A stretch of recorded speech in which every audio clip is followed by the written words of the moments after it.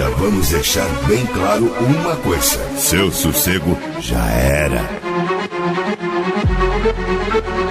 Primeiro encontro de som automotivo com o caminhão Viúva Negra. Dias 26 e 27 de maio, no Tatersal de Caiapônia, Goiás.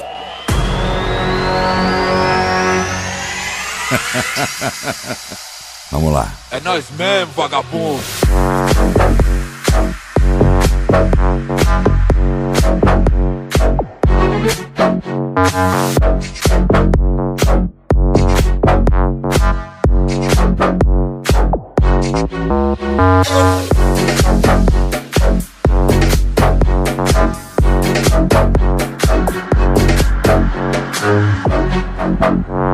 No comando das mixagens, DJ Leandro Ferraz.